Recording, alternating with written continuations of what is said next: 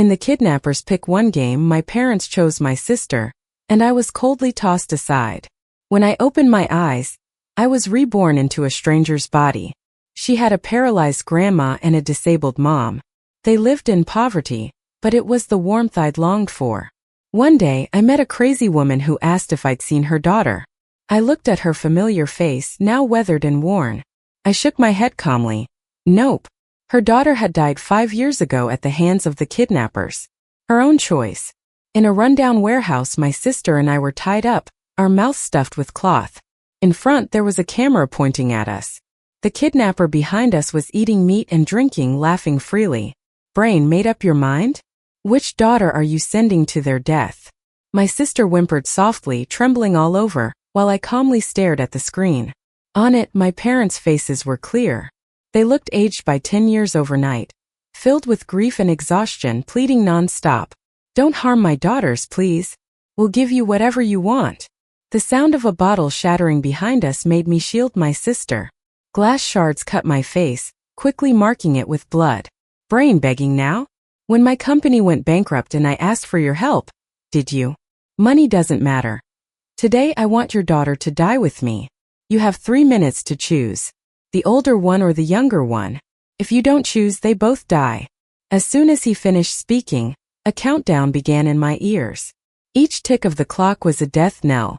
My sister shook even more, her eyes full of bewildered fear, tears falling fast onto my shoulder, making my eyes sting.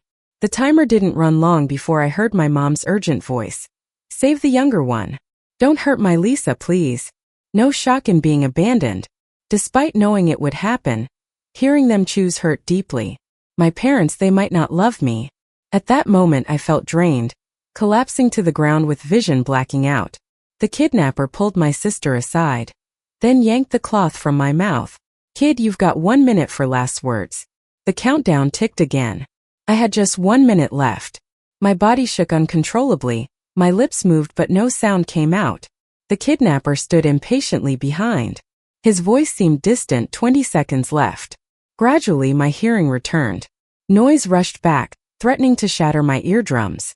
I tried to speak as I stared at the screen, but only silent tears flowed. Then a cold knife cut my throat. I saw my blood spray out. I lay on the floor watching my life fade away. Like a flickering candle, eventually snuffing out.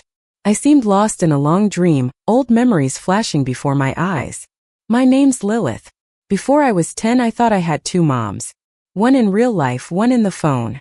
Later I learned the real life one was my aunt, the phone one was my mom. When I was 3, Dad and Mom had business troubles and huge debts. They were too busy to care for a child and sent me to live with Aunt. My aunt was young, not married, no kids. She would make coffee, sit by the window and paint all day. I was a light sleeper, often waking from nightmares. Aunt would hold me, telling stories to help me sleep. She smelled nice, had a soothing voice.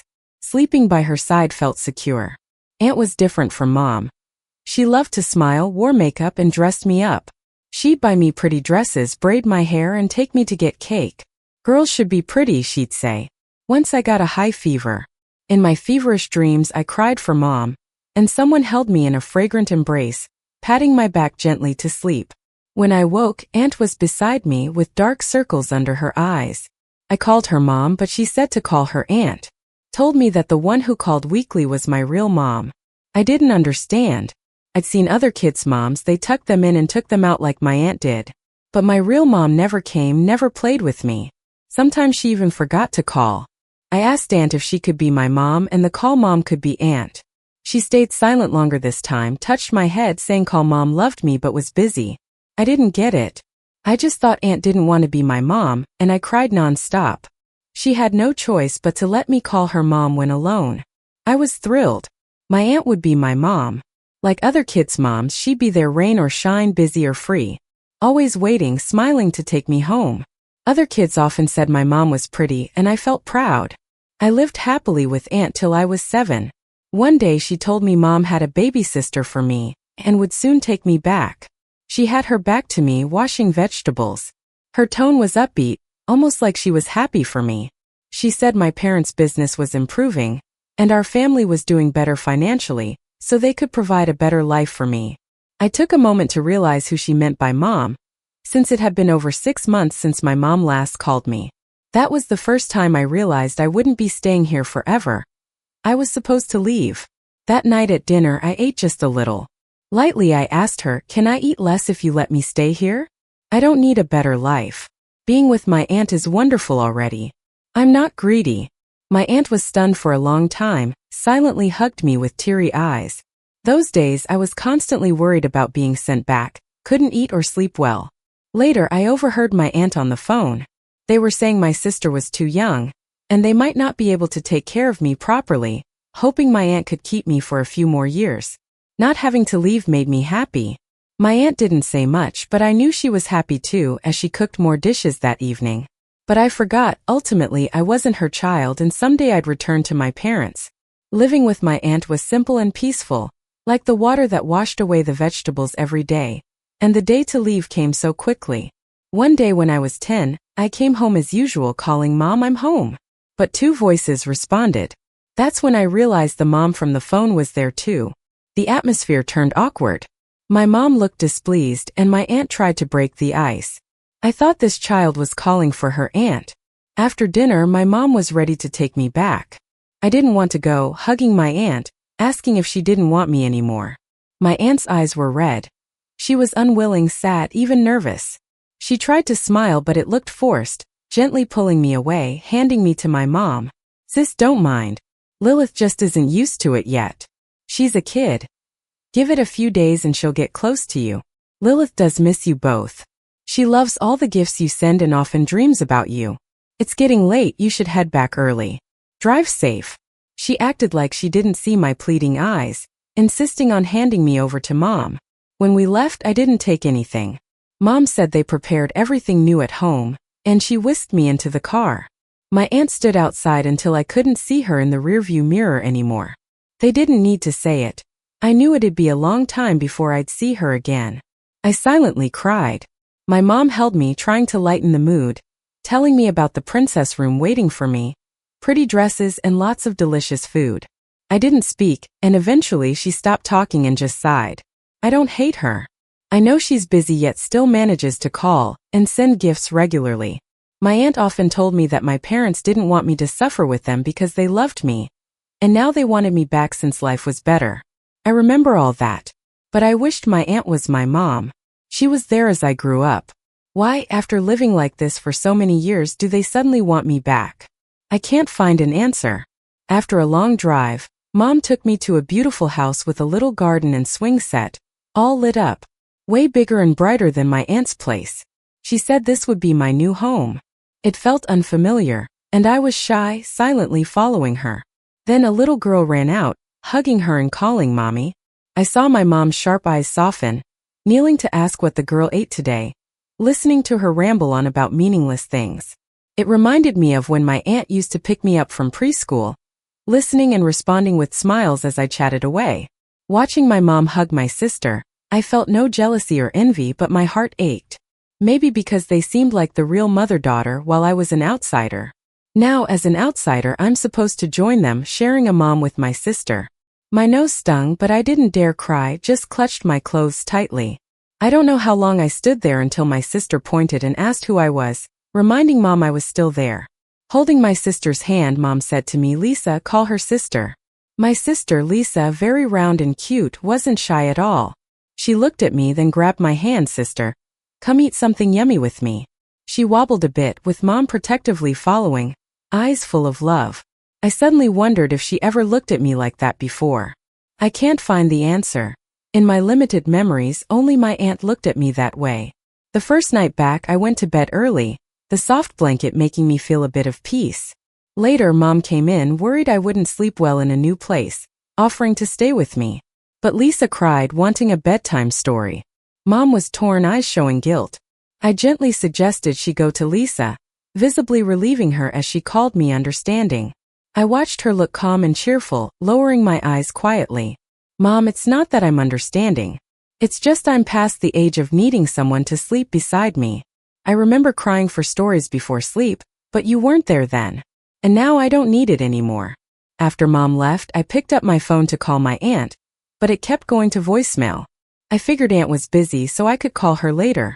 While waiting, I drifted off to the sound of my mom and sister's laughter from next door. A week later, Dad returned from his business trip. He brought dresses for my sister and me as gifts. My sister's fit perfectly, but mine was too small and not my favorite color. Dad was a bit embarrassed and apologized, saying he'd get me another one. I just shook my head. It's understandable. My sister grew up right under his watchful eyes, so he knew her every stage and preference. But for me, he only got to see me fleetingly through video calls. What could he learn from that? To celebrate our reunion as a family of 4, Dad rented out an entire restaurant. It looked like a fairy tale to me, but my sister was used to it. Before the meal, Mom carefully reminded my sister of her dietary restrictions, yet she ordered shrimp for me. She forgot I was allergic to seafood. When Aunt picked me up that day, she had reminded Mom multiple times and even sent her a memo. But Mom didn't remember. Honestly, I wasn't that upset. I knew she was always busy and couldn't recall every little thing. I just missed Aunt a lot suddenly. Aunt never forgot about my preferences. Whenever we ate out, she'd remind me of my food restrictions. Just like how Mom does for my sister, patient, meticulous, gentle. Once I got back home, I didn't see Aunt anymore. Dad said she traveled and didn't know when she'd return. He also told me not to bother her much and to find him or Mom when I needed something. I agreed silently, but still couldn't help myself from calling Aunt repeatedly. It was busy at first, then it became a wrong number. I'm pretty sure Dad and Mom didn't want her to see me. They worried I'd grow closer to Aunt and drift apart from them. That time I called Aunt, Mom must have felt like a thorn to Dad and Mom. But they forget that they were the ones who said they were too busy to take care of me and sent me to stay with Aunt. It's them who were always immersed in work and never visited me. Eventually, even their calls became perfunctory. Kids are easy to please, yet they can clearly distinguish closeness. Mom and Dad, you were the ones who pushed me away first. I know they've been trying to mend our relationship. They've been good to me and provided me with great material comforts. I transferred to a better private school, have a driver to pick me up daily, and get a new wardrobe each season delivered home. The nanny even makes nutritious meals. Yet we remain distant. My sister snuggles up to them and plays happily while I sit quietly on the sofa's side. She's lively and mischievous, making them laugh often. When she's upset, she'll throw tantrums, tossing plushies all over, waiting for us to console her. Her emotions are always vivid. But I'm usually silent with not much to say. Most of the time, Mom and Dad just ask how my studies are, if I have enough pocket money or need anything. The way they talk, it's like they're checking in on a guest. I genuinely don't mind, though. Relationships take time to build, and we haven't spent enough time together to even start building. But sometimes it still hurts. Maybe because there's that innate longing for family ties. Luckily, my sister is cheerful and we've become close. She's always buzzing around calling me sister. And she even tags along when I'm picked up from school. Sometimes I sneak off with her to grab street food. At every stand, she loudly reminds them not to put any seafood because her sister is allergic. Of course, a few bucks worth of street food wouldn't have seafood, but she remembers I can't eat it. With her around, our family seems more harmonious. She sews me and Mom and Dad together like a little button, her quirks hiding any rough patches. So, when she was kidnapped at 14, my relationship with my parents hit rock bottom. That New Year's Eve when she was taken, they promised to take us to the riverbank to set off fireworks. My sister looked forward to it all day. In the end, they said there was urgent work and they might not make it back. My sister threw a fit, even refusing to eat. The place wasn't far, just 10 minutes by car. So I asked the driver to take us there. I was young and didn't think much about human traffickers. The driver left to take a call, and that's when the traffickers knocked us out and took us. When I woke up, we were in a truck's cargo space with lots of other kids. My sister, not knowing the world's dangers, clung to me in fear. I was scared too, but I couldn't show it. As I checked myself over, my phone and valuables were already gone. I comforted my sister while figuring out a way to escape. The truck was parked under a remote bridge, still in the city limits. It was the best time to escape before it drove off. 2 of us escaping would be too noticeable. My sister was too young to run alone, and I couldn't leave her. It was best to find someone who could run and alert the authorities. Among the kids, I spotted a boy about my age. Though bruised, he seemed sharp. I scooted over and asked if he'd dare to run and shared my plan. I took off my jacket and banged on the door, pretending to have a stomachache. When the guard opened it, I covered his head with my jacket and caused chaos. The kids rushed out, but the commotion didn't last. I was soon overpowered, and others came to the guard's aid. The escapees were rounded back, but one was missing. Without surprise, I was beaten badly. My sister rushed to protect me, and I held her tightly. My sister is so lovely. Getting hurt would ruin it. I don't know how long I was being beaten. I just felt like there wasn't a single part of my body that wasn't hurting. My little sister was curled up in my arms, crying. I held her tight and told her with a hoarse voice not to be scared. I had already called the cops. We'd be rescued soon. Only I knew that the little boy hadn't really run away. It was dark, but this place was open with no cover. Running away would just get him caught again easily. So I caused a distraction, hoping the traffickers would run off and chase him.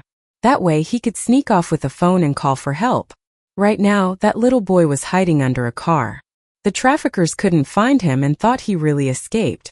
They beat me up again and decided to leave without waiting for their buddies. I listened as best I could, but I started to lose consciousness.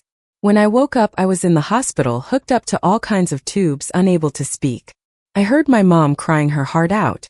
Later, I learned that I had passed out from the beating. With weak breathing, the traffickers thought I was dead and dumped me from the vehicle while my sister was still on it. After the car drove off, the little boy carried me out and ran into the arriving police. We got rushed to the hospital. I spent a long time in the ICU, and then moved to a regular room where I stayed for a while.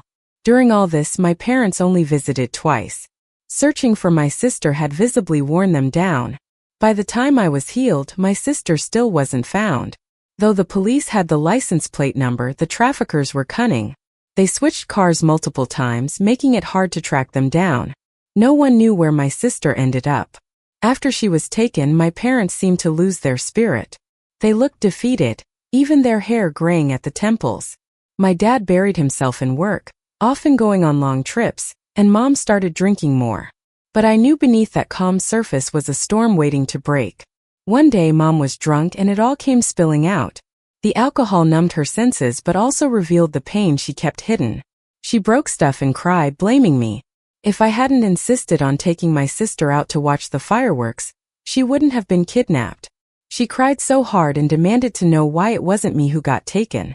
She asked if I was jealous of my sister, if I set her up to be taken on purpose, questioning why I was the one who got away. I didn't know how to answer. I just had to bear it in silence. The next day, sober, she apologized, saying it was just drunk talk and I shouldn't take it to heart. But how could I forget? The hatred and anger in her eyes when she accused me felt so real. Mom, how do I tell you that I wish it were me who got taken instead? At home, it always feels like there's an invisible wall between us. My sister was the only one who was truly open with me. She'd always save me a share of the good food and toys. She never forgot I was allergic to seafood, unlike you guys. You were always so busy. She'd climb into my bed on nights she had nightmares or couldn't sleep, calling me the best sister in the world. But I couldn't protect her. If only I were the one taken, maybe you wouldn't be in so much pain. The search for my sister never stopped. There was just never any news.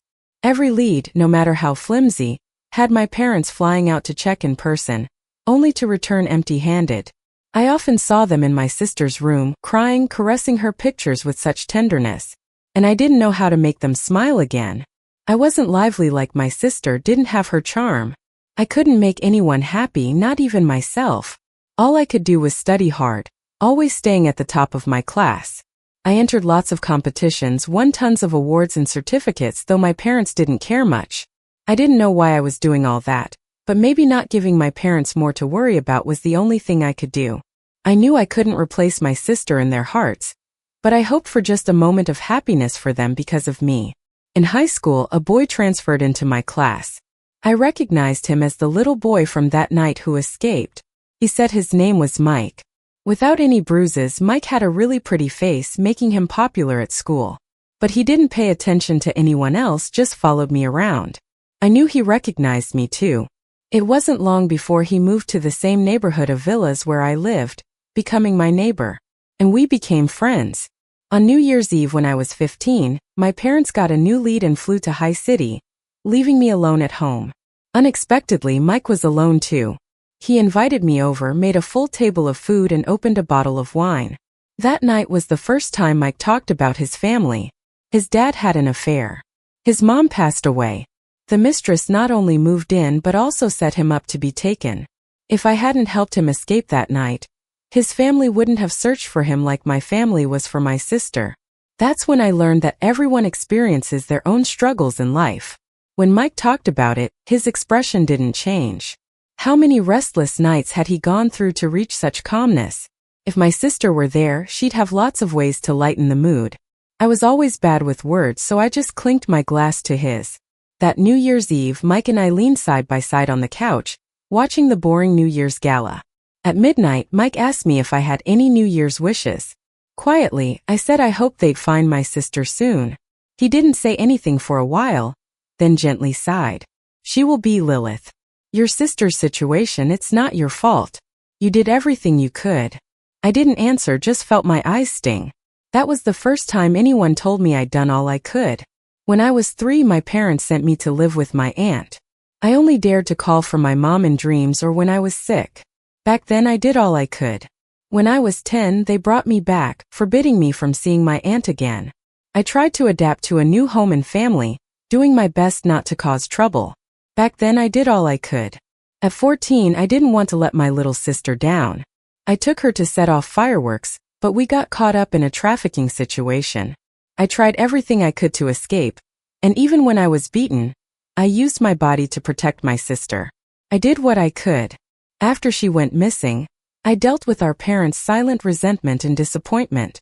I tried my hardest not to be a bother and keep up with my studies. I gave it my all. I always did my best, but it seemed like a happy ending was never in the cards. After 3 long years of searching, the human trafficking ring was taken down, and my sister was finally found. She didn't remember what happened to her. She was nothing but skin and bones. Not only had she forgotten everything from before and couldn't remember us, but she also seemed mentally slow and deaf in one ear. Our parents took her for a full checkup. The doctor said her mental state was due to the trauma, but with good care she could recover. Her hearing damage was permanent, though meaning she'd need a hearing aid for life. But she was back and alive, and that chased away much of the worry from our parents' faces. They started actively helping her heal. In the first month, my sister often screamed in the dead of night. She'd hide in the closet, clutching her head, crying out, "Stop hitting me. Big sister, it hurts, save me, Lisa." Turns out, every day and night she spent missing, she was hoping her sister would come save her. She leaned on me in her heart when mom and dad were busy, but I'm the one responsible for her ending up like this. I couldn't bring myself to approach her, so I just stood aside. Mom sat on the floor holding her and crying too. Through her blurry tears, she looked at me, her eyes full of disappointment. The look asked, "She trusted you so much, why didn't you protect her?" I ran back to my room, sat there hating myself for my incompetence, for letting my sister end up like this. I don't know how long I sat there, but then I saw a beam of light on my window. It was Mike using a flashlight to signal me to check my phone. Our little way of saying hi. I picked up my phone and sure enough there was a message. It read, "Get some sleep. Let's have croissant sandwiches tomorrow morning." We were both a bit adrift from our families, finding warmth in each other like this. After my sister was found, she was unstable. Sometimes she remembered mom. Other times she was wary of everyone. Often she'd run outside, almost instinctively, murmuring about going home. We hired lots of sitters to watch her around the clock, and mom quit her job to focus solely on her recovery. Doctors said doing things she used to do could help. It was like we were raising her all over again. Mom cooked desserts with her in the kitchen and read her bedtime stories at night. Often they'd lean close, whispering and laughing together, while I watched from behind. I saw how tired mom was, yet her eyes sparkled. It was a light she only had for my sister. After 3 dim years, that light was back. I should have been happy, but deep down, there was this lingering bitterness. Then one day my sister had a nightmare and burst into my room, crawling into my bed saying, "Big sis, Lisa's scared." I didn't miss the momentary look of stiffness on mom's face. That night my sister slept with me, while mom sat in the living room for hours. I didn't know if she was sleepless or just unwilling to sleep. But somehow I recalled her words when she was drunk, questioning if I was jealous of my sister, or worse, if I intentionally let her get taken. Was she worried I purposely let my sister wander off again? I tried not to think about it, but the sadness crept in. Since then, I started coming home late, ensuring my sister was already asleep when I returned. Mike probably had a sense of what was happening at home, but he never asked. He just kept me company as we jogged laps around the track when I didn't want to go back. Then he'd tell me what we'd eat the next morning. If it weren't for Mike, I'm not sure how I'd have made it through. In my senior year, Mom told me my sister's condition was unstable, and that they were going to take her away for a year to rest. I knew it wasn't about not disturbing me. My presence labeled me as a disturbance to my sister, because when I was around she tended to cling to me even without memories. My parents didn't want us getting too close. I silently agreed, understanding that I'd never be the first choice. It was a fact I'd come to live with. That's when my aunt suddenly came by. It had been 8 years since I last saw her. She still was as beautiful and graceful as I remembered. Her eyes welled up looking at me, saying I'd grown taller and prettier. She brought gifts from her travels, and as we opened them, she went into the study with my parents. I could hear them arguing. Is that how you parent? Lisa's pitiful, but Lilith's your daughter too? You're all planning on setting up life in the South, leaving Lilith behind? Aren't you heartless? You can distrust me whatever, but she's your child. How could she hurt Lisa? If you don't intend to care for her, then stop interfering with me doing it. I glanced at the teddy bear in my hands. My sister put a hand on my face saying, "Sis, why are you crying? Did something hurt? Lisa can blow on it to make it better." I touched my face, finding it wet with tears. I hadn't wanted to cry. Why cry now? I'd grown up, could take care of myself, and even without my parents I wouldn't fare poorly. But I forgot. The heart still aches when you're always the one left behind. My aunt argued with my parents for a long time. She left with red eyes, and by the next day, my parents were on their way south with my sister. It wasn't surprising. During the 6 months they were gone, they didn't return once. Occasionally I'd glimpse Mom's posts, pictures of my sister swimming, going to amusement parks, doing all sorts of family activities. That was a life I was never a part of. They'd wear matching clothes, laughing happily for the camera. My sister seemed to be doing much better. I'd look at those pictures and secretly cry under the covers. I knew she had been through a lot, and I shouldn't compare, but I couldn't help feeling jealous. My parents and I never had moments like that. Even after they took me back, they rarely attended parent-teacher conferences. They were always too busy to be involved in my growing up. But with my sister, they seemed to have endless patience. People say comparisons steal happiness, but how am I supposed to stop myself?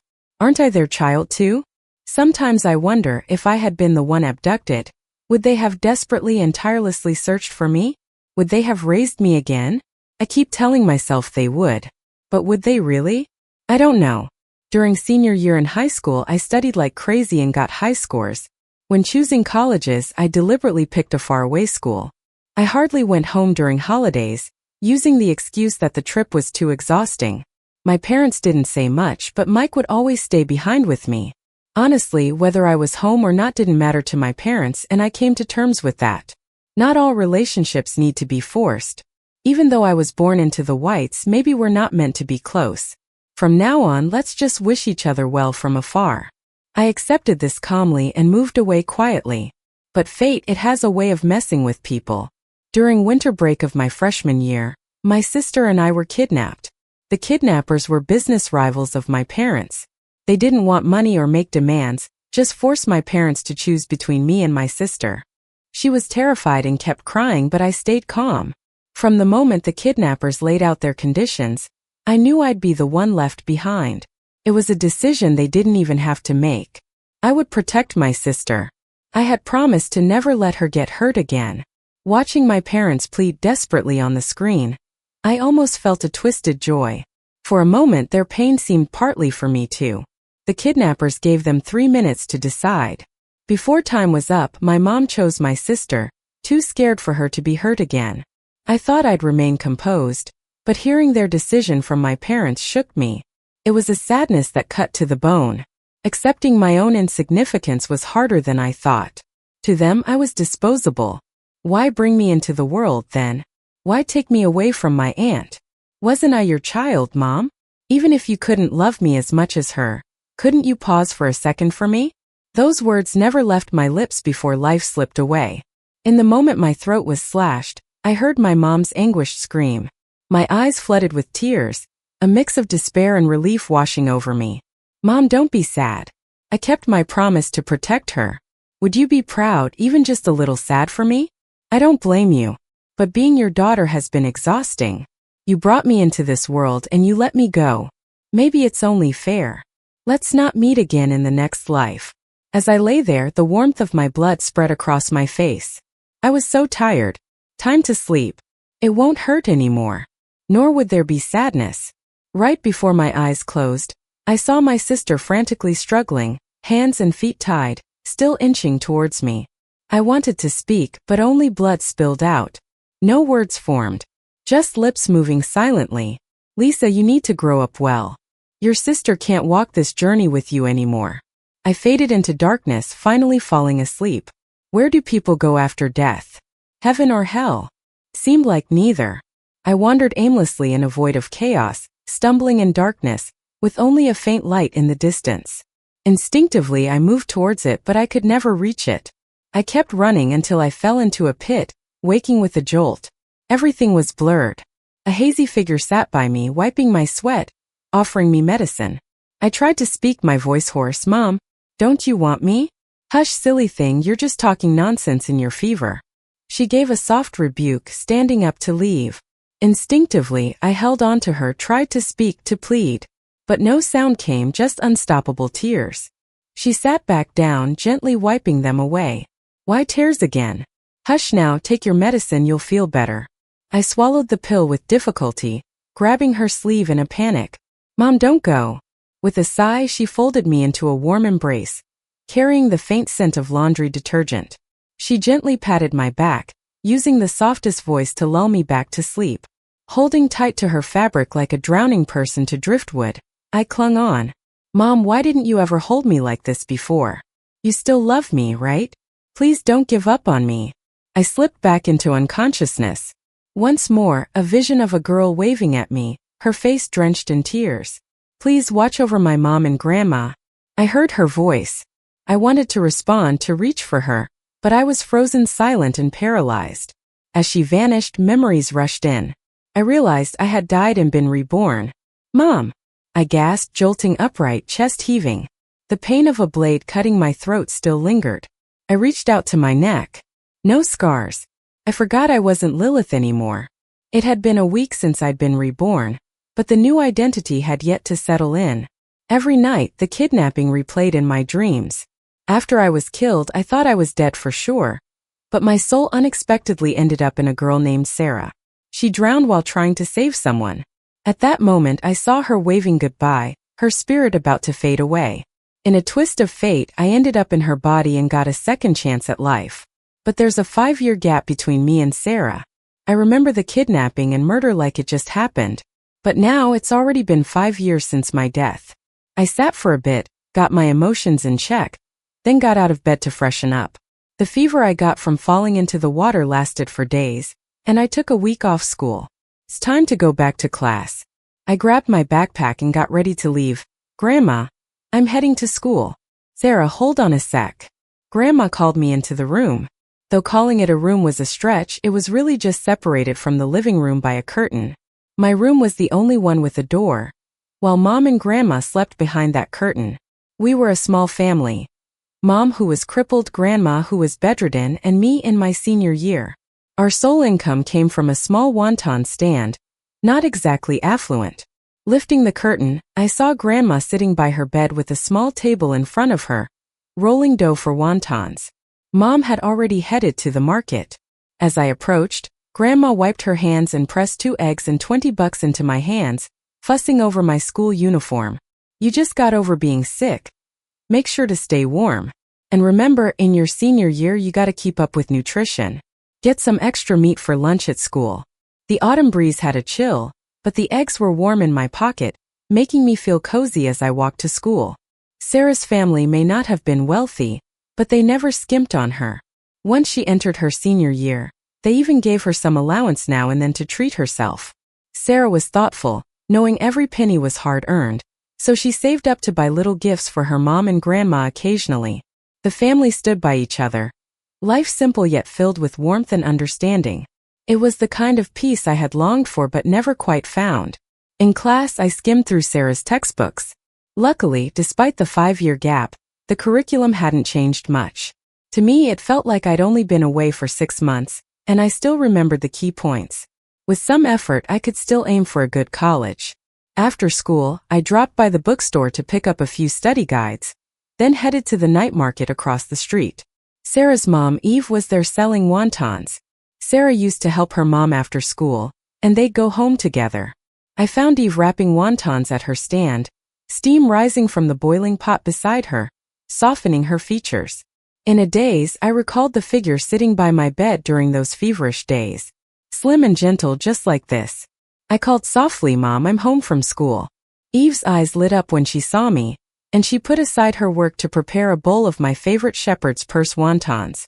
"Sit and rest. I saved you a bowl of your favorite wontons." I set my backpack down, tidied up the table, and wiped it clean. "Is there still a lot left to sell?" "Only a few bowls left. We'll head home once they're gone."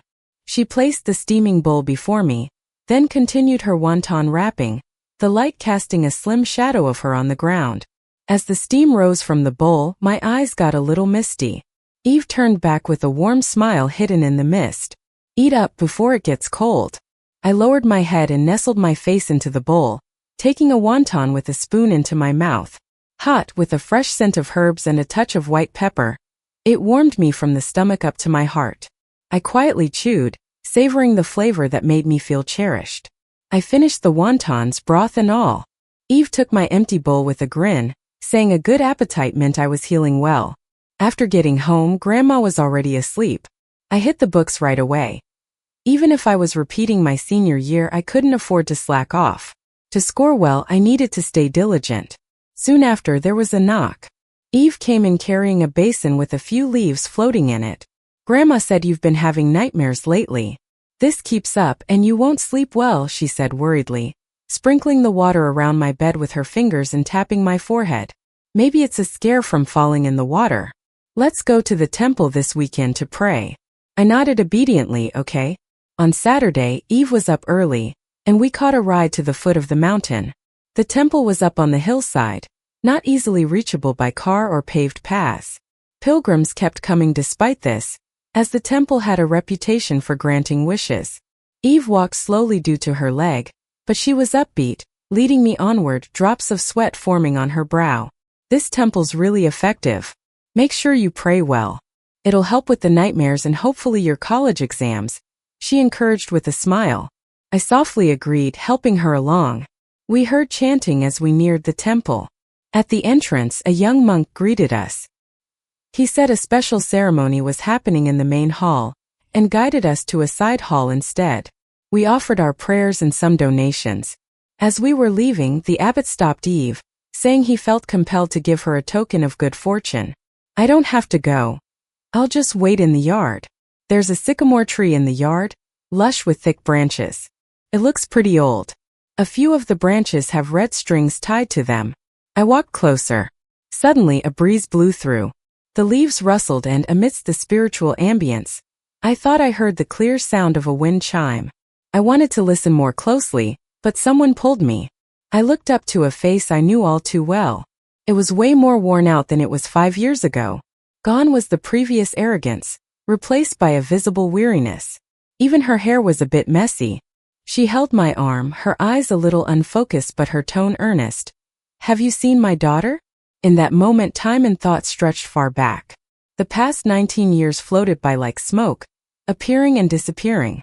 I looked at her, and it felt like the sound of the wind chime washed over my thoughts, note by note. Sycamore leaves fell one by one, and clarity settled in my mind. I gently shook off her hand and calmly shook my head. "No." As soon as I spoke, she collapsed to the ground as if all her strength had left her, looking completely defeated. "Has anyone seen my daughter?" She covered her face and broke down crying. I stood silently, watching the red strings flutter among the golden sycamore leaves, my heart calm and undisturbed. Her daughter isn't here. Her daughter died at the hands of kidnappers 5 years ago. It was her choice. The chanting continued. Standing under the tree, I suddenly realized that today's memorial service was for me. Is it so I don't hold on to resentment, or to pray for a good next life for me? I don't know. Can a soul really find peace? I don't know that either. All I know is that death extinguishes life, and everything from life vanishes with it, just like the thin strands of kinship that disappeared with Lilith's life. No love, no hate, no more ties going forward. I took one last look and turned to leave the yard. When Eve found me, I was sitting by the temple gate studying vocab. Her eyes were bright, holding a yellow triangle pouch embroidered with red thread. The host said this charm will help everything go smoothly. Eve carefully slipped the triangle pouch into my pocket, looking relieved as if she'd accomplished something big. Let's head home. No work today, let's fast for the day. As we headed downhill, I glanced at the main hall. 2 people stood at the entrance, a robed host and a young man. The man was tall, sharply dressed in a black suit, with a string of prayer beads on his left wrist. From my angle, I could only see his profile. He was listening to the host intently. I'd never seen him before, yet he seemed so familiar. As I tried to look longer, he quickly walked back into the hall. Maybe it's because the temple really works, maybe it's the charm Eve gave me, or maybe it's because of the ritual the whites held. When I got home that day, I didn't have nightmares anymore. The scenes from when the ransom was refused seem like a distant, vague memory now, and I've become the real Sarah. I wake up on time every day, make breakfast for Grandma while Eve goes to get groceries. At school, I bury my head in studies like every other senior, then wait to pick Eve up after night classes and study more at home. Eve always warms up a glass of milk and fills 2 hot water bags for me during late-night study sessions, one at my feet, one in my lap. Eve didn't get much education and doesn't understand my calculations, but she sometimes sits by my bed watching me work. She asks, "Is senior year tough?" Holding a pen in my right hand and a hot water bag in my left, I reply, "It's a bit hard, but I'll keep at it. Mom, I'll get into a good university. I'll give you and Grandma a better life." Eve's eyes soft, she nudges me to drink the milk while warm, then smiles gently. "As long as we're together and safe, every day is a good day. Don't stress too much. Just do your best and have no regrets." Listening to Eve's gentle words gave me a sense of peace. Whenever I faced challenges later, I thought of her expression and tone from that day.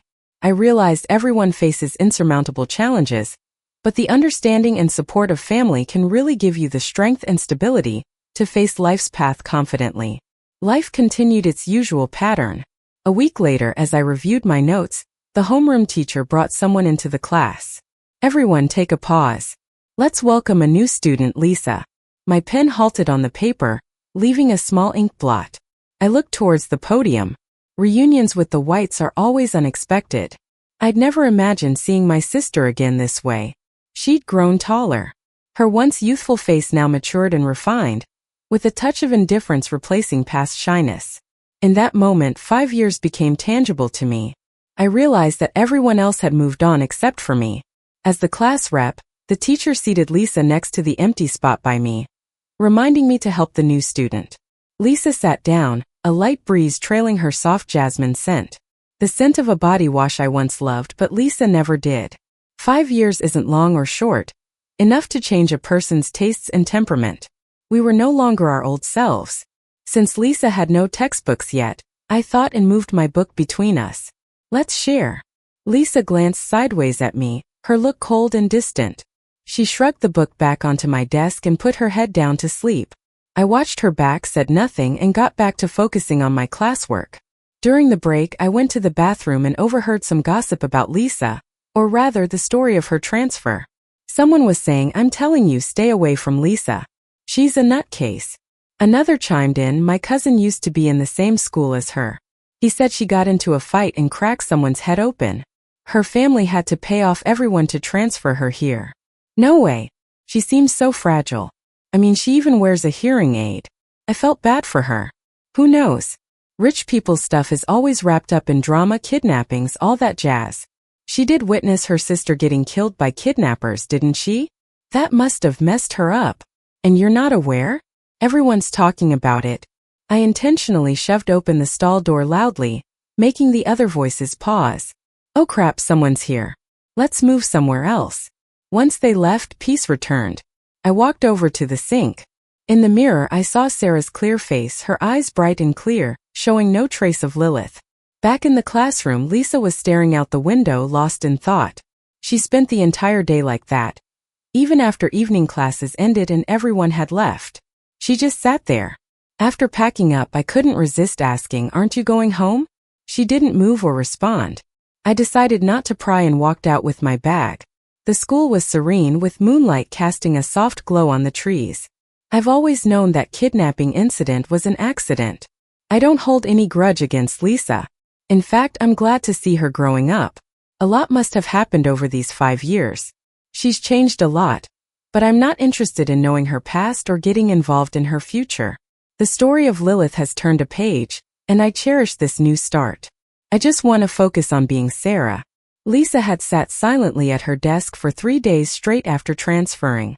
I thought this silence would continue, but then she spoke to me first. That day, the physics teacher gave a problem on the board. I was the only one who solved it correctly. After showing my work, I found my workbook on Lisa's desk once I returned. I have a habit of marking special symbols next to problems similar to or related to the one I solved. It helps save time during review. People rarely change habits, so I carried this into Sarah's identity as well. Lisa looked at my workbook and asked quietly, "What do those symbols mean?" I took it back and replied casually, "It's a method I found online. Want me to send you the link?" Lisa paused for a while, then shook her head. "Your handwriting looks a lot like my sister's." "It's beautiful." I hesitated while writing, pretending to be surprised. "You have a sister?" She turned back to the window, her voice barely a whisper. "Not anymore." The window breeze carried the faint scent of jasmine into the room. I turned to her, wanting to say more, but she removed her left hearing aid and leaned forward on the desk, silently dismissing any further conversation. 5 years on, Lisa had become more withdrawn. I sighed slightly and turned away when Gina, from the seat in front, sneakily handed me a note. "Don't talk to her. She's trouble." Puzzled, I scribbled 2 question marks on the paper. Gina turned back, signaling me to keep quiet, then quickly wrote back. "The national kidnapping case from 5 years ago. Her sister was the one killed. Ever since, she goes crazy whenever someone mentions her sister. Just be quiet, alright?" Her writing was hurried and messy, but I could make it out clearly. I glanced at Lisa, then tucked the note in my pocket and resumed listening. At lunch, Gina pulled me into a corner of the cafeteria, her eyes full of gossip. "You honestly don't know Lisa?" I hesitated, searching through Sarah's memories. Confirming Sarah and Lisa had no past interactions, I hesitantly replied, "Should I?" Gina rolled her eyes dramatically. "Have you read nothing but books? The kidnapping was all over the news." I took a bite of my food. "Oh, that. I saw a bit, yeah." Gina checked around again like she was sharing a secret. "I heard some crazy stuff, but don't tell anyone. They're saying she's cursed or something. She survived being kidnapped and somehow her sister ends up dead. It's superstitious, but it's spooky. Maybe we should keep our distance." Gina was soon off on other gossip, and I half listened, lost in thought. After being reincarnated, I chose not to dig into past events or the gossip floating around. Understanding Lisa's changes, everything seemed to connect. Since that brief conversation, Lisa and I stopped talking. Gina would still turn around to chat or ask for notes, often sneaking glances at Lisa while telling me to steer clear, her face betraying curiosity. Once, while exchanging looks inadvertently, Lisa mockingly said, "Never seen a deaf person." That frightened Gina so much she didn't dare speak to me for the rest of the day. Senior year flies by fast. Suddenly, it's time for the monthly exams. 3 schools are taking this joint test, and students in exam rooms are all mixed up. Gina's heading to First High to take her tests. Lisa and I, although in different rooms, are still at Third High. The day before the exam, Lisa did the unthinkable and asked to borrow my workbook. She wanted to take it home to look over, and even Gina was shocked. "You never pay attention or do exercises in class. Will you even understand it?" Lisa rolled her eyes at Gina. "Mind your own business." Gina turned back quietly. I handed the workbook to Lisa and added, You can ask me if you don't get something. But of course Lisa didn't ask. She just took the workbook and left. In November it gets dark fast, and with the overcast skies it was almost night after the exams ended. I hurried to help Eve set up her rain shelter, only realizing at the school gate that I'd forgotten my umbrella. I rushed back to grab it, and as I was on my way downstairs, I overheard some unfriendly voices at the second floor corner. I thought of taking a detour, but then I heard Lisa's voice. Her tone was as cold as the biting wind outside. What, you want your head smashed in? Then came a guy's voice dripping with sarcasm. What gives you the attitude now?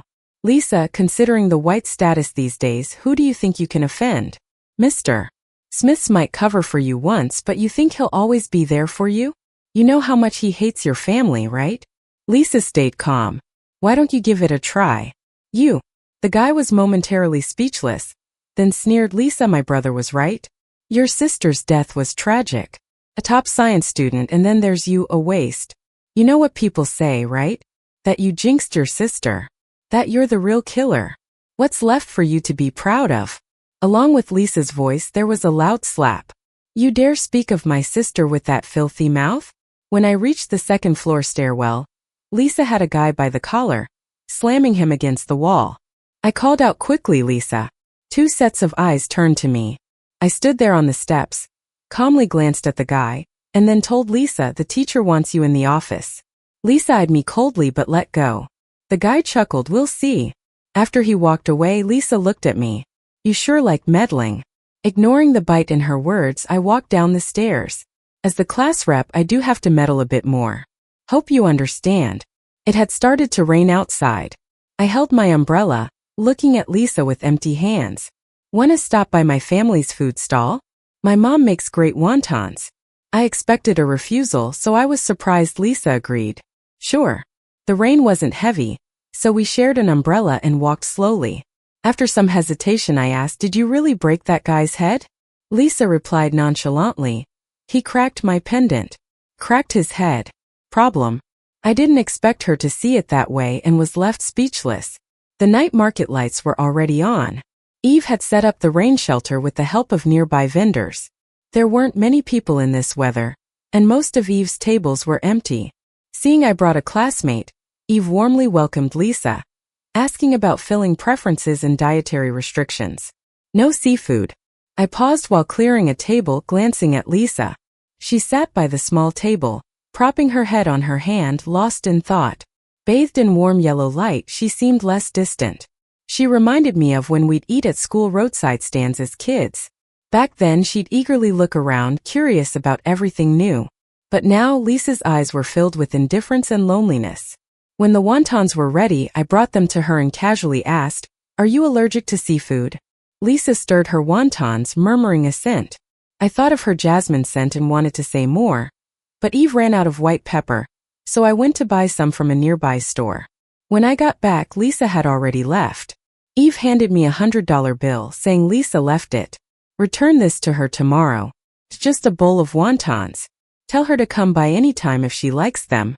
I won't charge her. I knew Lisa wouldn't take the money back. What she lacks the least is probably money. Taking the bill from Eve, I folded it and tucked it into her apron pocket. 1 bowl of wontons is still hand-rolled by Grandma, and you wrap them all. Also, I have a lot of classmates. If you don't charge, they might not come back. Eve eventually gave in and told me to keep track of it. If there's overpayment, we'll return it. Washing her hands and gloving up, she continued making wontons, cheerfully commenting, "You always seem focused on studying. I worried you didn't have friends at school. But look at you now, so popular in school. Your birthday's next month, why not invite them over for some wontons?" I was puzzled. Popular? Eve laughed. Your classmate said it earlier. The teachers and students all like you. They even have you lead readings and share study tips, and your classmates often borrow your notes. Later when I get back, I'm gonna tell Grandma, make her happy. Eve turned back to humming a tune while making wontons. I squatted by the faucet to wash my hands. The icy water poured over my hands, but I barely noticed. I kept seeing Lisa sitting by a small table, lost in thought. Over the past 5 years, Lisa seemed both the same and different. Before bed, I pulled out my phone and searched for news about the kidnapping case from 5 years ago. It was a huge deal back then. The Whites had a massive business empire. They were the top in Sea City. But folks only knew the surface. They knew one of the Whites' 2 daughters was killed by the kidnappers, who later committed suicide. Some buzz went around saying the Whites couple gave up on one child, leading to the tragedy, which tanked their stock price. Somehow that story faded away, replaced by rumors saying it was some bad luck thing, that Lisa's presence led to the other daughter's death. I suddenly recalled that evening in the hallway when a guy called Lisa a murderer. I put down my phone and the sweet, smiling face from 5 years ago merged with the cold, indifferent one now. Looks like no one survived that kidnapping. The day the joint exam results came out, our homeroom teacher beamed and announced that I ranked first overall, giving me the chance to speak at the flag-raising ceremony the next Monday.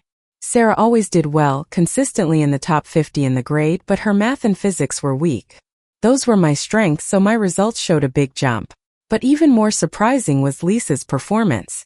She usually didn't pay attention in class or do homework, but ended up ranking 30 spots ahead of Gina. Her English essay was nearly perfect.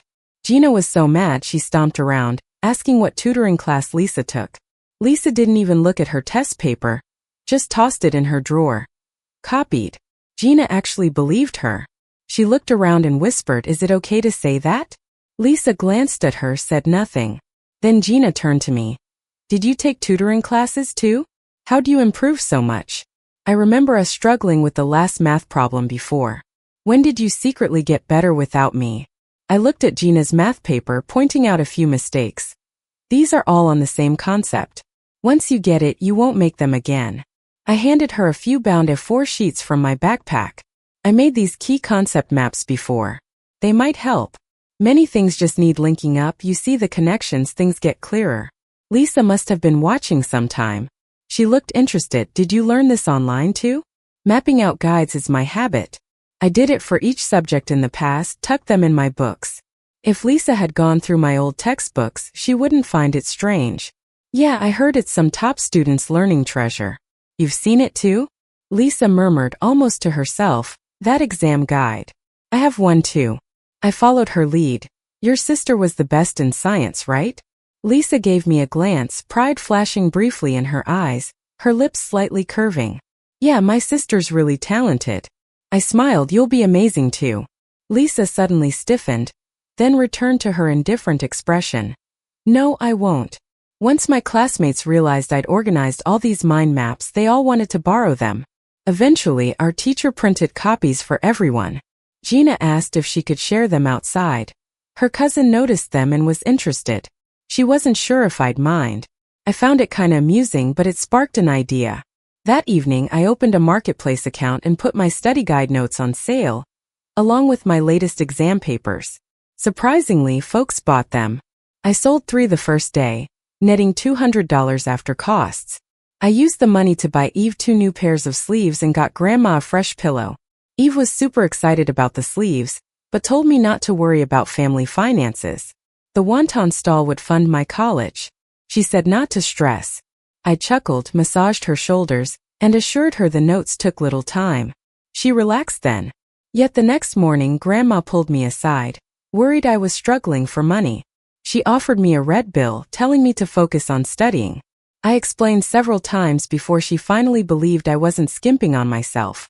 Stepping out that day, even the chilly wind felt warm. Life had rhythm, each day something to look forward to. Life went on quietly. We were nearing the end of the first semester of senior year. My grades stayed steady at first in the year. I was considering part-time work over winter break to save up, hoping to take Eve and Grandma on a little trip after graduation. One time, while I was working on problems in my seat, Lisa came over and mentioned the night market area was going through redevelopment. No more stalls. She just told me that day, and by night Eve seemed distracted. I figured the news was spreading among vendors, but since Eve hadn't said anything, I pretended I didn't know. One night, I overheard Eve discussing future plans with Grandma. Our wonton stall had been in the family, starting with Grandma, but never had a shop space. Usually we were on the street, but city officials often moved us. With Eve having trouble getting around and with a cart, it was tough. Later, we paid a bit for a night market stall spot. It was a bit out of the way, but at least wasn't moved and it was close to my school. But now the market was closing, leaving us without a place. Listening to them, I then grabbed some paper and a pen, heading to their room. Grandma saw me and quickly handed me a hot water bottle. Why not asleep? You have school in the morning.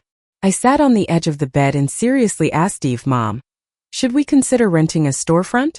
When Lisa first told me the news, I immediately thought about renting a shop. It's too expensive to rent one on our own, so we should think about sharing. Plus, it can't be too far from my school, so I can get there quickly if needed. So I checked out some stores near my school. There's this one that's only open in the mornings. An elderly couple sells buns there. I asked if we could share the space. They'd use it in the morning and we'd use it at night. We'd split the rent and pay for our own utilities, and they agreed. I pulled out my notebook and flipped it open. Inside were notes about the rent and the monthly utility costs. Eve looked at my notes, surprised and a bit hesitant. When did you learn all this? I laughed. On my way to school in the morning, I just asked, Mom, think about it. This place is really good. I've made some money selling notes, which can cover the first month's rent and utilities. Next month's winter break and I can work some part-time jobs. Having a storefront might cost more, but it's stable.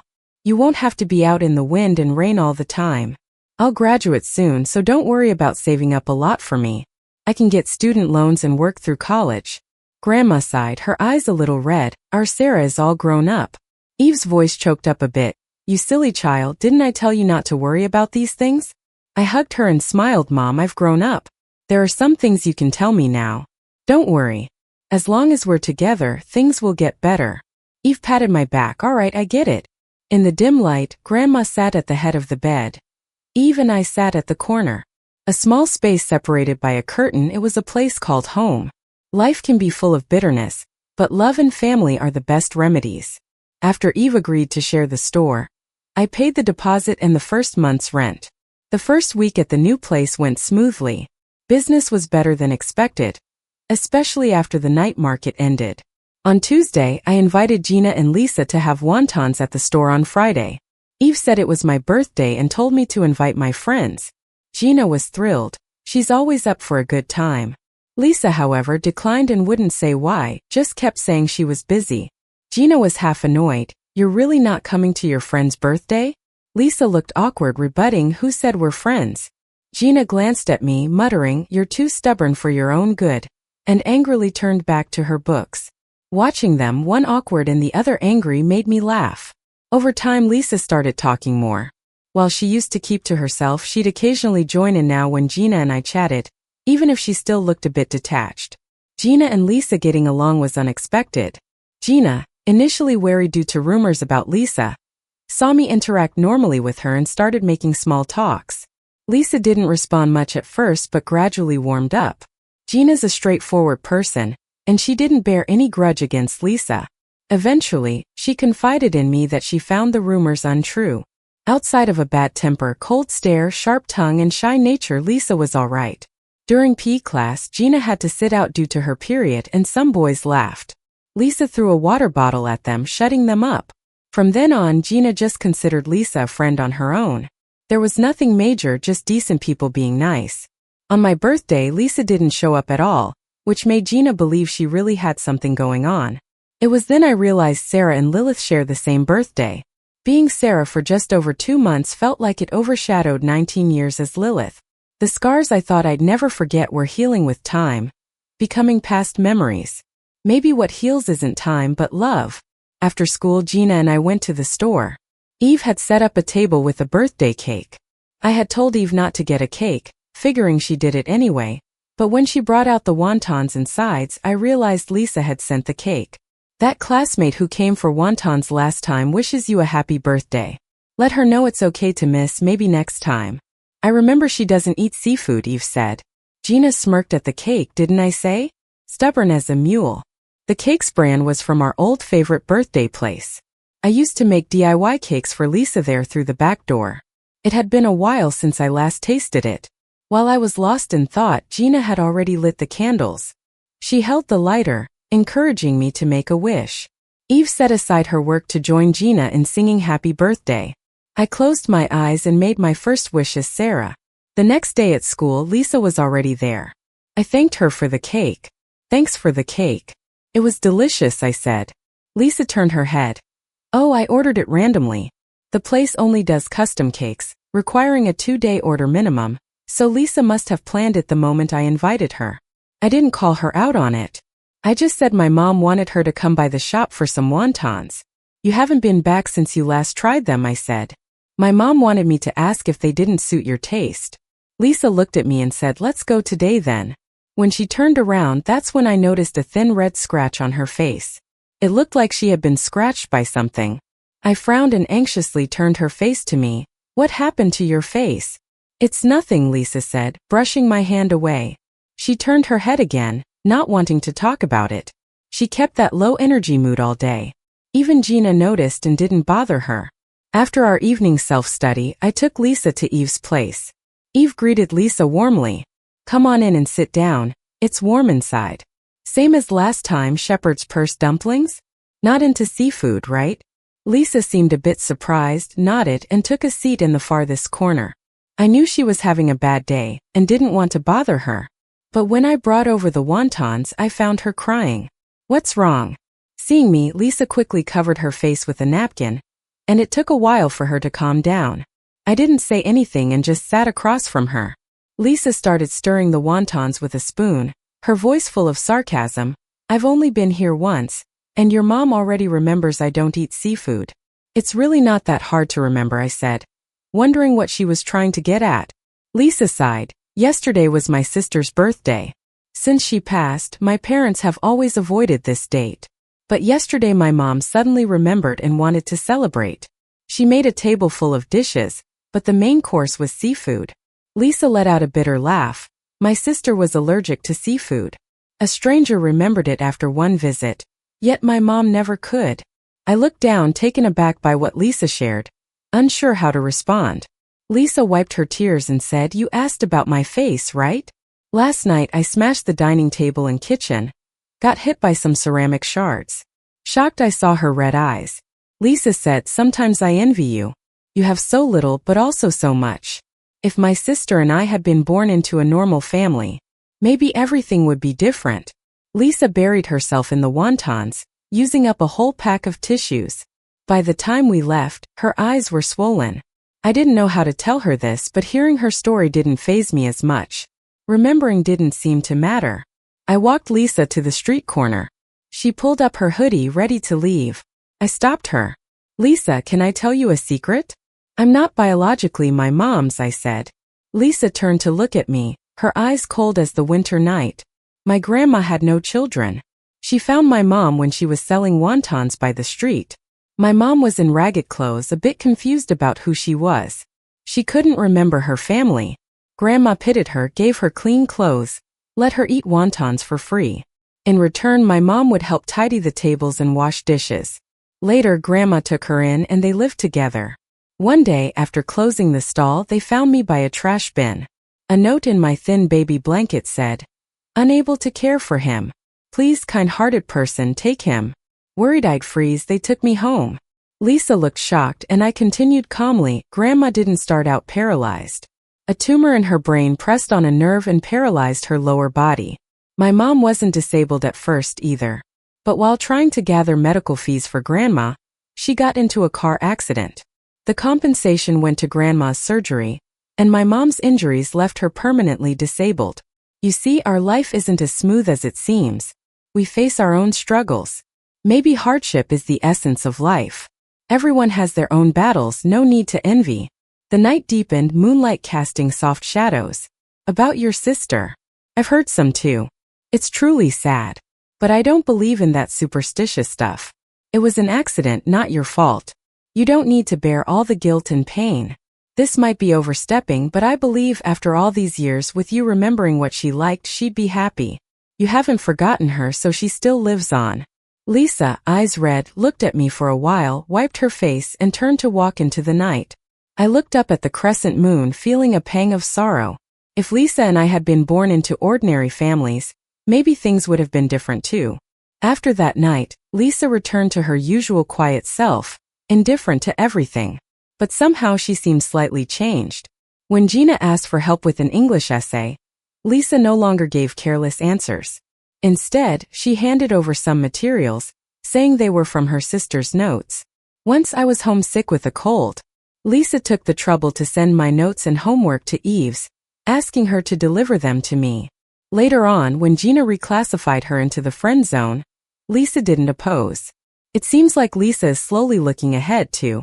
School let out late before winter break, just a week before New Year's. I couldn't find a steady job, so I took on odd gigs. Gina's uncle deals in fireworks wholesale. I got his contact details and picked up some sparklers and handheld fireworks. There's a fireworks ban in the city, but certain areas by the lakes and rivers are allowed. Every night, I'd take fireworks to the designated spots to sell. In 2 days I sold out everything. With 1 day left till New Year's Eve, the riverbanks were crowded. I planned to get more stock. Getting off a bus that day as I passed a florist shop, I ran into Lisa. She was picking out flowers. Surprised to see her so far from downtown, I said hello. She seemed taken aback too. "What are you doing here?"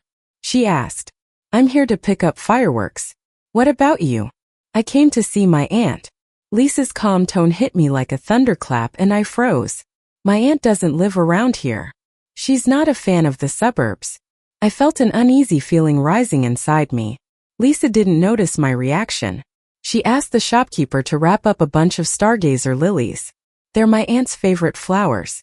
After taking the flowers, she noticed me standing there, still in a daze, and asked, "Where are you headed?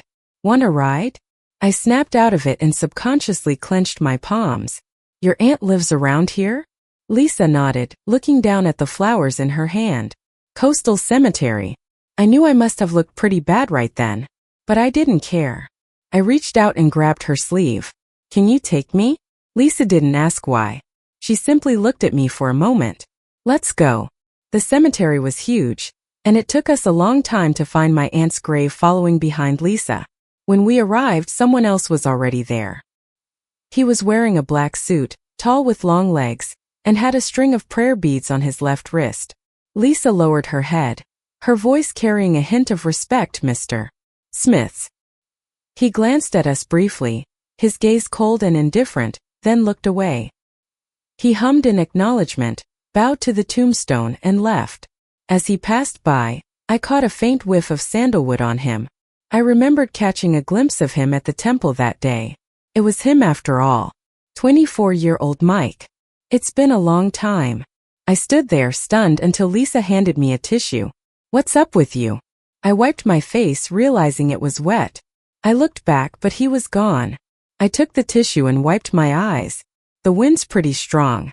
Lisa knelt, gently wiping the tombstone with a handkerchief. I stood behind her, looking down at the photo on the stone.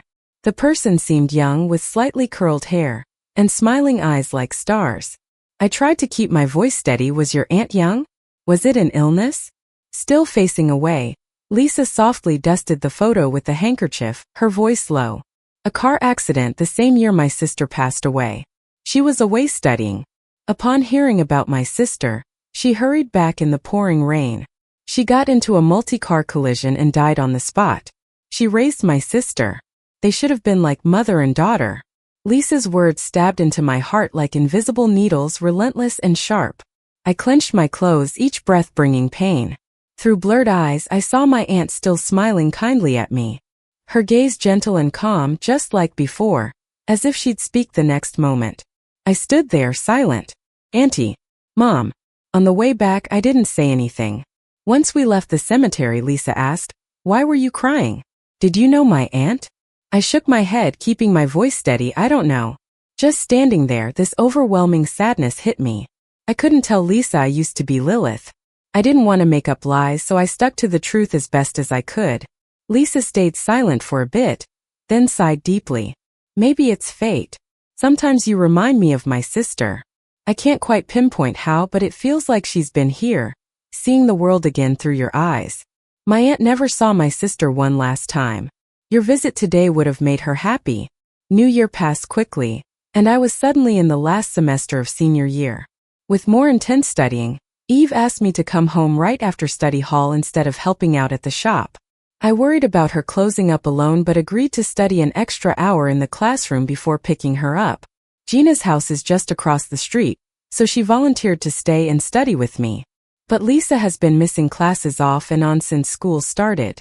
This past week she's only been here once. The homeroom teacher noticed that Lisa and I were close, so she asked me to drop off some notes and papers at Lisa's house. After much thought, I decided to visit Lisa's place with Gina. But that weekend Gina sprained her ankle, so I had to go alone. Outside the gated community, I was thinking about how to approach the Whites when a car pulled up. I stepped aside to make way, but it stopped in front of me. The window rolled down, revealing Mike's indifferent face. He looked at me silent, but I knew what he wanted to ask.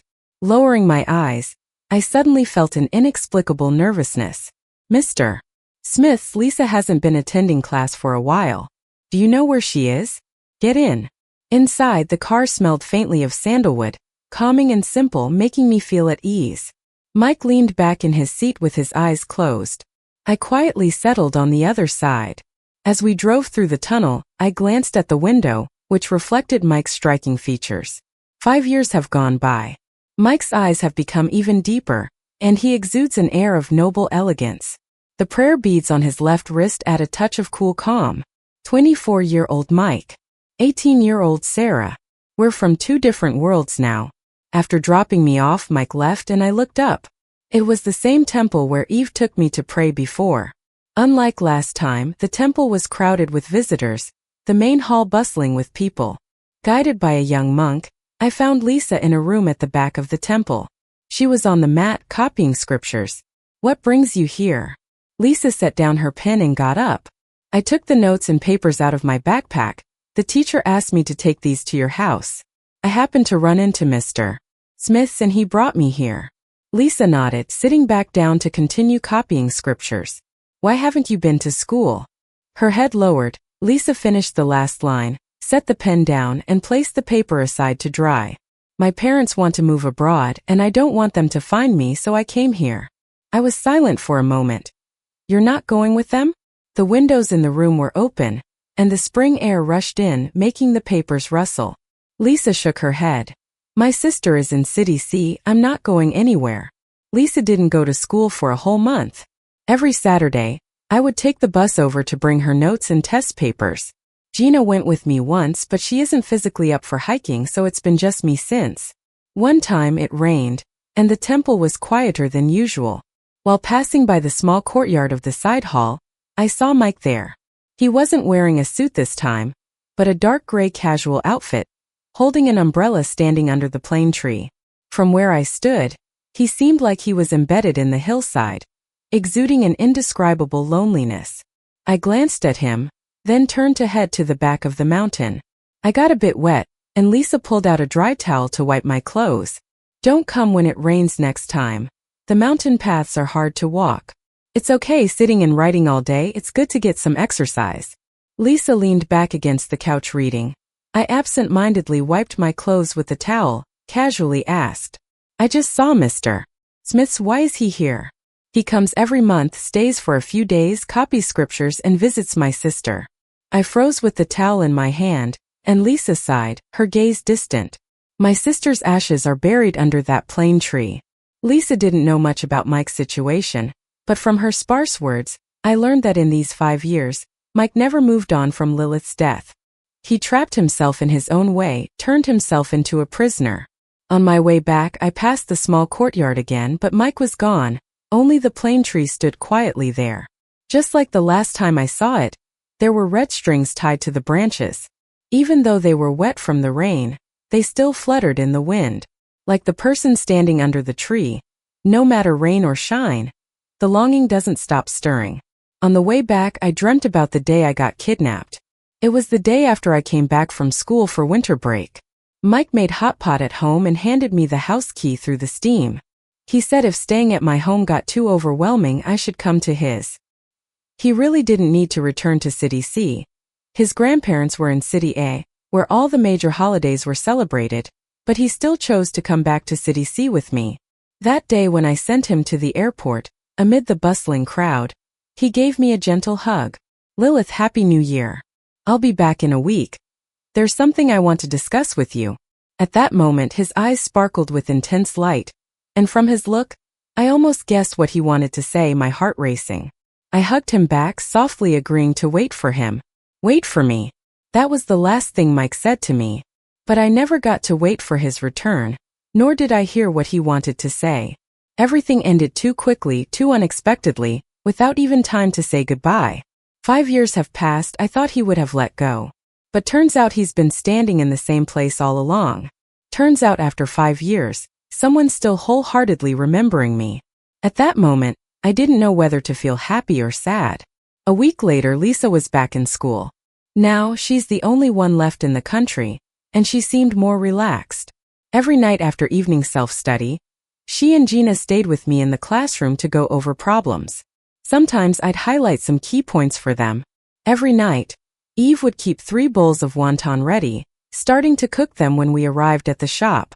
Everyone's life sped up because of the college entrance exams, and I devoted myself entirely to reviewing. Half a month before the exams, during evening self-study, someone came to the classroom for me, saying my grandma had fainted at home. Eve had already gone to the hospital and I needed to hurry over. I didn't care about manners, dropped my pen and ran out. When I got to the hospital, Eve was sitting outside the surgery room, still wearing her apron. "Mom, what did the doctor say?" Seeing me there, Eve grabbed my hand, shaking, finally crying out. "The doctor says Grandma has bleeding in her right brain. She needs immediate surgery, and we have to hurry to pay." Eve, being a bit soft-hearted, was at a loss with the sudden event. I was thinking of going home for the card when Lisa approached. She handed me a card. "Use this first." I didn't know when she arrived, stared at the card for a moment, and she mistook my hesitation, directly shoved it into my hand. Not everyone has the chance to buy back time with their loved ones for money. "I don't lack money, you can repay me slowly." Lisa left after saying that, and I didn't have time to hesitate, took the card to pay. Fortunately, the surgery went well. The doctor said the bleeding point happened to be pressing on the nerves. If recovery goes smoothly, maybe Grandma's paralysis could improve with rehabilitation. A bit of good news. During Grandma's hospital stay, the wonton shop temporarily closed, and Eve stayed at the hospital caring for her. I visited every other day. After Gina learned about my family's situation, she started bringing me meals every day. She'd used the excuse that her family cooked too much to finish, but I knew she was looking out for my pride. I didn't refuse, just helped her with studies whenever I could. The day the college entrance exams ended, the sun was strong, reflecting bright light off the leaves. I sat on a long bench in the school, suddenly overwhelmed by a sense of surrealism. Almost a year had passed since becoming Sarah. In this year, I returned to the senior class, and time slipped away with the movement of my pen. This year I gained new family, made new friends, and opened up to another kind of life. I used to think blood ties were the strongest connection. But later, I realized that true connections are built on genuine feelings. After the college entrance exams, I bought a bunch of lilies and went to the seaside cemetery alone. It was a bright and breezy day. My aunt was still smiling down at me. I squatted down and told her I was doing great, and I promised to take care of myself moving forward. Lisa left City C to start her graduation trip. Occasionally, Gina and I get postcards from various places she visits.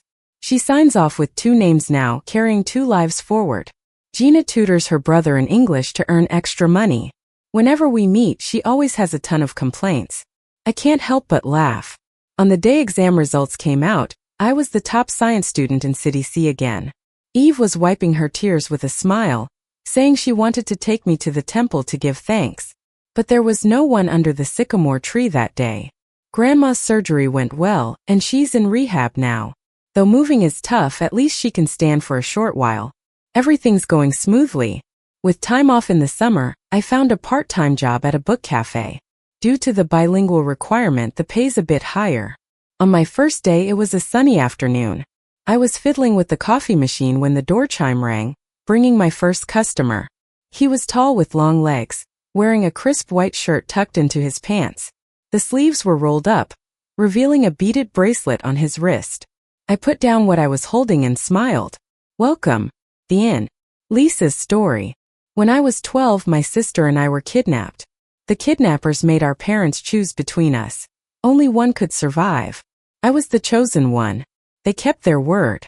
My sister had her throat slit in front of me, bleeding out on the ground. She looked in my direction, tears in her eyes, mouthing words without sound, only blood gushing. Maybe the scene was too intense or familiar. Hidden memories suddenly broke through barriers, flooding my mind like a tide. Those memories I'd lost due to confusion came back, unexpectedly. Turned out it was the second time my sister fell before me, covered in blood. It was also the second time she saved me with her life. I still remember when I was 7 she shielded me, took hits from the kidnappers, and was thrown out of the car limp like a rag doll. Countless nights later, I'd wonder why my life was always bought with hers. What did I ever do to deserve this? Thinking back to our short time together, I never gave her anything good. Her suffering was all because of me. Since I was born, I'd been taking everything meant for her. Parents' love, companionship in growing up, moments of carefree affection toward our parents, all of it nourished me at her expense. And I never understood. Not understanding and yet possessing, what a lucky burden. People like me have a name, beneficiaries. And beneficiaries have no one to blame. Just like how I hated that I survived but could never blame my parents' choice. I came to know her struggles but could never truly empathize with her pain. Thinking it over, I realized I was the sin itself. If only I hadn't been born, maybe her situation at home would be different. If I'd been sensible and not insisted on setting off fireworks, we wouldn't have been abducted. She wouldn't have suffered due to my capture.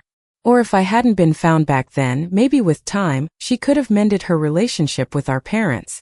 But life doesn't have that many ifs. I'll never forget the day she fell on that cold ground. How I crawled through her blood, unable to scrub it off. Just like my life has always been stained with her blood. And I don't even have the right to choose death. After my sister died, my mom slowly lost her grip on sanity. She'd cry and laugh without reason, sometimes mistaking me for someone else. She'd kneel and cry saying sorry. Dad turned gray overnight, struggling to keep the business afloat. His once bright eyes were now old and murky. The family still stands, but it's shattered. My sister's life bore down on us, unbearable for anyone. I often find adults' world ironic. What's the use of regret after loss? I don't get it. I just watch them suffer like a detached observer. I can't be close to my parents anymore. I can't even find peace with myself. I can only force myself to remember my sister's everything. Jasmine-scented shower gel, light green clothes, watching comedies, eating street food, no fancy dinners, no photos, no seafood. The books she read, textbooks and workbooks she used, I pore over them repeatedly. These glimpses of her life I carve into myself, a self-imposed shackle. Others' pain can fade with time, but I never have the right to forget her. Just like me, Mike hasn't forgotten her either. I found out later that he was abducted with us. My sister helped him escape. He was the only one beside her in her darkest times. He loved her. After she died, Mike went abroad, eventually coming back to run the Smiths, becoming the revered Mr. Smiths of City C. He reappeared looking down on us. At the Whites' toughest times, Dad begged him. Dad drank himself to a bleeding stomach at one meeting. Mike sat at the head of the table, idly playing with prayer beads, speaking coldly. Mr. Whites, have you ever felt true despair? That kind where you're abandoned by your parents, waiting to die? All those rituals you've done for her, are they to erase her resentment? Or do you genuinely wish her a better next life? At least never to meet parents like you again. People in the business world are experts at going with the flow. No one dared to help. The Whites were nearly bankrupt. Mike stepped in at the last moment with a condition. My parents could never see my sister again. When my sister was cremated, Mom refused to bury the ashes, keeping them in the room. Later, Mike took them and buried them under a sycamore tree at a temple. It's a peaceful place with daily chants, the scent of flowers, buzzing insects, and a gentle breeze. Every month, Mike stays at the temple for a week, eating vegan meals, copying scriptures, and praying for a smooth and peaceful next life for my sister. I've seen Mike a few times. He always wears a string of prayer beads on his left wrist. From a distance he seems detached, as if not part of this world. But when he stands by that sycamore tree, his eyes always look clear and bright, like the gentle rain of April. Everyone thinks Mike is naturally aloof and emotionless. But I know it's not that no one can make him smile.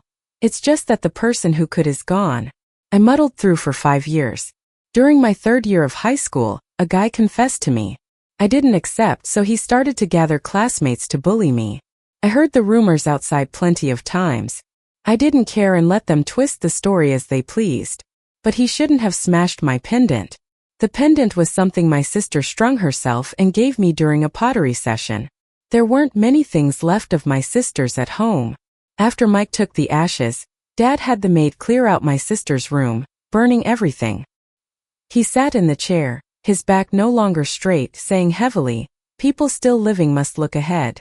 He handled it all while I was away and was planning to immigrate. There were so few of my sister's things left, and when I got back, only ash remained. Besides the books I'd taken to my room early on, that pendant was my last memento, and he smashed it. How could he compensate? I pondered long and hard and decided he should pay with his life. I went crazy and fought him. In the end, he was sent to the hospital with a head injury, and I ended up in the police station. With the white status now, they couldn't save me. Yet I wasn't worried at all. To me, life and death were just the difference between closing and opening my eyes. But I didn't expect Mike to pick me up. He stood in the rain with an umbrella, a boundless blackness behind him. He spoke gently, his voice damp with rain. "Let's go home." Because of Mike's involvement, things settled quickly, and I rested at home for a week. Later, Mike informed us of a final death ritual for my sister. The abbot said family needed to hold a red cloth, so my parents could attend. That day in the mountains, Mike told me he had arranged a transfer for me. I asked why he was helping me. He didn't look at me, his eyes lingering longingly on the sycamore tree. "You're Lilith's only family." At that moment, I suddenly felt very tired. Why, in the 5th year since my sister's passing, was I still benefiting from things connected to her? What kind of unworthy person must I be? There were no answers. People say the dead appear in dreams, but my sister never shows up in mine. I have no one to ask. After transferring schools, I thought my life would remain stagnant. But I met someone who reminded me of my sister. Her voice, habits, eyes, even her presence so similar. Sometimes I'd be dazed, thinking she was my sister, or my sister's soul inhabited her. But I knew it was just my imagination. How could the dead come back to life? Yet I couldn't help but get close to her. Each time I was with her, I'd subconsciously recall my sister. The things buried deep, meant for no ears, I'd find myself sharing with her. It was as if I was certain she'd listen, understand, and respond. Once I asked her, "Do you believe in the dead coming back?" She continued solving equations on a paper, replying, "I believe the living must carry on with 2 lives." The breeze stirred her hair. She tucked it behind her ear, releasing a light jasmine scent, and glanced up, giving a soft smile that warmed like a spring breeze. In that moment, I was so stunned I forgot to breathe. I never imagined I'd find life again in the eyes of someone so like my sister, yet not her. I thought my sister's soul had once again saved me. As long as I'm alive, I'll always feel her light, that sister star never falling. This time I truly want to live well. Much later, I dreamt again of that night of the kidnapping. I saw my sister in a pool of blood, tears in her eyes, lips moving silently. "Sister, in your final moment, what were you trying to tell me?" I guess it wasn't blame or resentment. The end.